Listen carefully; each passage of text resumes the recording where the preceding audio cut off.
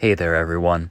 I'm in a slow roll towards getting back into podcasting and have found myself in a position where I feel compelled to respond to a local broadcaster in our area that I've been in something of a rising dispute with. Rocky is a host on our local radio station, 94.9 FM. I'm a frequent caller and guest on the flagship show of that station, and have appeared on some of the weekend shows as well to speak on a wide range of topics. My hope in doing this is the same as I carry for this podcast. I hope to foster cross-partisan dialogue and pursue truth. This effort has put me somewhat at odds with Rocky.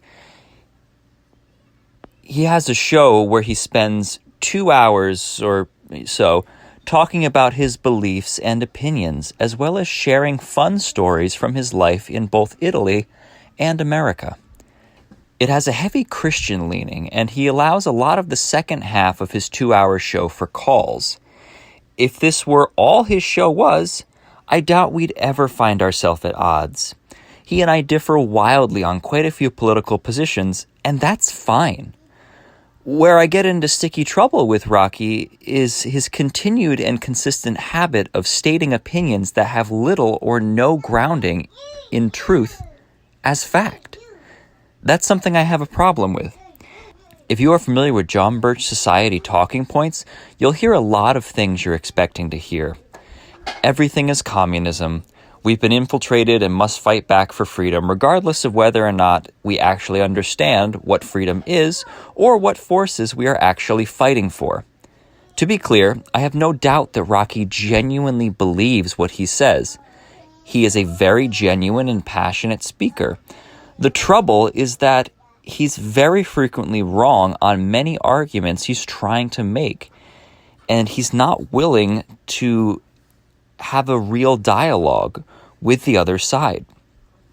My first call into Rocky's radio show was in response to a man calling in, encouraging people to read the protocols of the Elders of Zion to understand what's really going on. For those unaware, the protocols are a fraudulent document that draws from anti-Semitic pamphlets of the day of the time that it was first published. It was first put out in its modern form by the Imperial Russian government, which, if you didn't know, was profoundly anti-Semitic. A prominent moderate of the day is credited with having said, "Well, if we cannot drown them all in the sea, I suppose we must treat them with dignity." To be clear, that was a moderate position on the Jews at that time. The documents report that the documents that he is citing purport to be evidence of the minutes of a meeting of powerful Jews aiming to take over the world. Its distribution was followed by waves of violence and expulsions of Jews all over Russia. This is part of the reason that a lot of American Jews have their roots in Russia or the territories that were once Russia. Many of them were fleeing violence instigated in part by this document. It was also taught as fact in schools in Nazi Germany. It has been cited by far-right conspiracy theorists and mass shooter manifestos for over a century now. I brought this up to Rocky, and he immediately redirected the conversation to speaking about Soviet Russia and its treatment of Jews. Admittedly, I am not as well versed on that topic, but it's also not what I called about. I told him that I am not here to defend the Soviet Union, and he kept cutting me off, insisting that I acknowledge the Soviets were bad to Jews. The call ended with Rocky saying that this caller was just sharing what he was reading, not, in his words, espousing it. He most certainly was, and I followed up with an email with some relevant links related to the protocols and the damage that they've caused, including, but not limited to, the Holocaust. He never replied. A few weeks passed, and the same caller encouraged people to read the protocols on the flagship show hosted by Lee Elsey. This is a host that I have a longer information exchange relationship with, and in my opinion, he's a lot more rational of a person. I don't expect folks to know what the protocols are, and I don't expect them to challenge a caller right on the spot if they're not familiar with these documents. What I do expect is them to hear me out just like they heard the previous caller out. And that's what happened. We had a real human conversation. That's all I'm after here. My next brush with Rocky was me calling into Lee's show after Rocky was on as a guest the previous day. This was shortly after Martin Luther King Day, and he brought up one of my favorite talking points of his, is that Martin Luther King was no communist. And while that may have been true, because of course we can't know exactly what he held in his heart, he is a lot closer to the communists than he was to a right-winger. And so what do I mean by that when I say he was certainly no right-winger? You certainly are used to hearing right-wing people cite Martin Luther King's I Have a Dream speech and literally nothing else. And that's because, just like everything in society, history is written by the victors. And so the version of Martin Luther King that you're used to hearing about is the version that the system has deemed acceptable to acknowledge the existence of. The truth is Martin Luther King is a lot more nuanced figure than you would expect to learn in a capitalist education system, for example. There's actually a song that references this concept, and it says, Malcolm X never lived to see the government fall, but the state he opposed made him into a stamp. And that's the best you can hope for if you never give up. Your enemies will teach your corpse to dance. And that's gross, but it's really what we're seeing here. And this happens with any sort of revolutionary figure. And to call Martin Luther King a revolutionary is to challenge the official narrative. He didn't advocate the sort of violence that other people at the time, in my opinion, understandably advocated. But his critiques and his goals were no less revolutionary in such an extreme time in American history. Martin Luther King was, by definition, a leftist, by which I mean he leaned heavily in the anti-capitalist direction. Remember on episode 2 when we talked about what delineates a leftist from a person on the right, and that is your relationship to capitalism. If you are pro-capitalism, you are fundamentally right-wing. So most of the Democratic Party, for example, exists within the right, technically speaking. Just because the relative center of the American spectrum is almost entirely in the right wing doesn't necessarily make Democrats leftists, because again, you can be the left wing of an establishment party while also not being technically leftist in orientation. So, I have a few quotes here from Martin Luther King that would possibly make our dear friend Rocky's head hurt just a little bit if he acknowledged their reality. So, here's one. I imagine you already know that I am much more socialistic in my economic theory than capitalistic. Capitalism started out with a noble and high motive, but like most human systems, it fell victim to the very thing it was revolting against. So today, capitalism has outlived its usefulness. Letter to Coretta Scott, July 18th, 1952. In a sense, you could say we're all involved in the class struggle.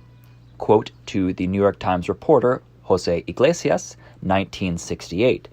If you're not familiar with the term class struggle, that's a pretty major left talking point, and it's not really something you hear on the right often, unless they're trying to sound like people on the left. Here's another one. And one day we must ask the question, why are there 40 million poor people in America? And when you begin to ask that question, you are raising questions about the economic system and about a broader distribution of wealth. And when you ask that question, you begin to question the capitalistic economy. I am simply saying that more and more we've got to begin to ask questions about the whole society. Speech to the Southern Christian Leadership Conference in Atlanta, August 16th, 1967. Here's another one. Capitalism forgets that life is social, and the kingdom of brotherhood is found neither in the thesis of communism or the antithesis of capitalism, but a higher synthesis. So this is getting back to what I said before. We wouldn't necessarily call him a communist, but it's very clear from my perspective, and will become clear as we go through more of these quotes, that he was definitely leftist in orientation. Here's another one. Call it democracy or call it democratic socialism, but there must be a better distribution of wealth within this country for all God's children. Speech to the Negro American Labor Council, 1961. We must recognize that we can't solve our problem now until there is a radical redistribution of economic and political power. This means a revolution of values and other things. We must see now that the evils of racism, economic exploitation, and militarism are all tied together. You can't really get rid of one without getting rid of the others. The whole structure of American life must be changed. America is a hypocritical nation, and we must put our own house in order. Report to the SCLC staff, May 1967. The evils of capitalism are as real as the evils of militarism and the evils of racism. Speech to the SCLC board, March 30th, 1967. I am now convinced that the simplest approach will prove the most effective. The solution to poverty is to abolish it directly by a now widely discussed matter, the guaranteed income. The curse of poverty has no justification in our age. It is socially cruel and blind, is as a practice as cannibalism at the dawn of civilization, when men ate each other because they had not yet learned to take food from the soil or consume the abundant animal life around them. The time has come for us to civilize ourselves by the total, direct, and immediate abolition of poverty. Where do we go from here? 1967. This one here is certainly very important to keep in mind as well as what you might consider far left extremists today. People that Rocky would certainly consider far left extremists and even outright communists, as he would scream. He's talking about UBI here. He's talking about a guaranteed income. That is a position today that is considered an extreme leftist position. But remember, Martin Luther King was no communist. Okay, let's keep going. Quote number 9. You can't talk about solving the economic problem of the Negro without talking about billions of dollars.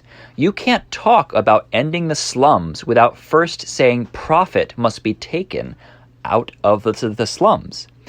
You're really tampering and getting on a dangerous ground because you are messing with folk then. You are messing with the captains of industry. Now this means that we are treading in difficult water because it really means that they're saying something is wrong with capitalism. Speech to his staff, 1966. We are saying that something is wrong with capitalism. There must be a better distribution of wealth, and maybe America must move toward a democratic socialism. Speech to his staff, 1966, presumably from the same speech at a later point. If America does not use her vast resources of wealth to end poverty and make it possible for all of God's children to have the basic necessities of life, she too will go to hell. Speech at Bishop Charles Mason Temple of the Church of God in Christ in support of the Memphis sanitation worker strike, March 18, 1968, 2 weeks before he was assassinated. Feel free to go over these quotes as many times as you like before it starts to stick that Martin Luther King was certainly harshly critical of capitalism, and he said the sort of things that if someone were to say today, most people on the right, including and especially our dear friend Rocky, would have his hair on fire. People saying things that aren't half as radical as the things that Martin Luther King said, he screams about them being outright communists. So again, even though I don't personally believe it's right to call Martin Luther King a communist, because I believe words have definitions, if by Rocky's standard of analysis, any quotes less radical than that are considered full-throated communism, then it's inevitable to draw the conclusion that by his standard, Martin Luther King was right up there with Lenin. But he's not going to say that, because again, it's not about truth on the Rocky Radio Show. It's about a narrative. It's about, as he says, opinions. And he uses that as a way of slipping out of the fact that he's giving you blatant misinformation with no grounding in fact. That's something really worth considering here when we talk about the credibility of a broadcaster who has a very significant audience. What is the credibility of someone who is willing to speak with no factual basis and have what seems to be no rigid analysis and real standards of how to judge a person's ideology? One of the other things he also brings up is talking about how he had God in his heart. He was a minister of God, so therefore he couldn't possibly be a communist. Which again, in history, certainly doesn't bear itself out. The Soviet Union specifically had sort of an anti-religious bent, but to say that it was completely atheistic is a slight oversimplification. With that said, if you look at liberation theology, especially in South and Central America, often the Catholic preachers were the ones that were leading a lot of those leftist forces fighting imperial powers. You can see a photo, if you look it up, of the head of Bolivia, his name is slipping my mind at just the moment, handing Pope Benedict a crucifix made of a hammer and sickle. So to talk about how Christianity and leftism, or from his perspective, communism, are inherently at odds together is simply ahistorical.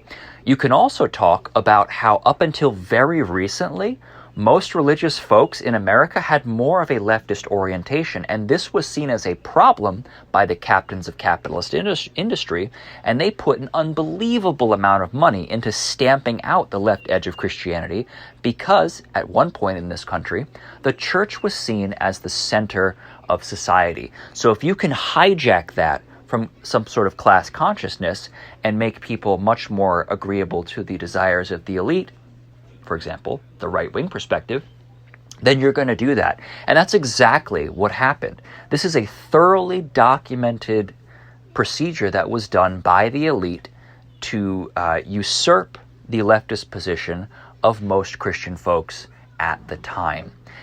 There is a Behind the Bastards episode on this, which I couldn't recommend enough, and I'll try to include in the show notes, that talks, I think it's How the Right Ate Christianity. I think that's how it is. But he goes into a tremendous amount of detail here.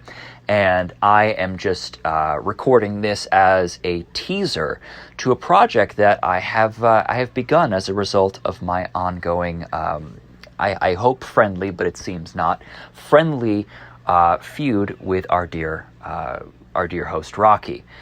I will be, and have been, every time an episode of the Rocky Radio Show comes out, I take diligent notes and have been recording radio rebuttals, which I'm in the process of editing right now. I'm a few weeks behind, and as soon as I get this first teaser for that project uploaded, I'll begin editing the backlogged episodes and try to catch up as soon as possible. I'm really starting to get pretty quick with this editing process, so I'm hoping to catch up very quickly. For example, I've put out 3 episodes in 2 days. So I'm really hoping to catch up and continue with this unfolding process of challenging Rocky on these points where I think that he is incorrect. Anyone with that sort of wide-ranging audience that is putting out what is, from my perspective, deeply incorrect things certainly should be challenged. And I'm all about challenging speech with speech. And that's what we're doing right now. And if you think this project is interesting, if you think this project makes sense, I would certainly love to hear from you. So this is a sub-project of the Autonomia podcast, and you can message our Facebook page, or you can send a message to Rocky Recap, which is the name of this new project, at protonmail.com. Once again, that is Rocky Recap at protonmail.com. I thank you so much for your listenership, and I'm looking forward to moving through this project with you and seeing what we can discover and uncover. Have yourself a great day.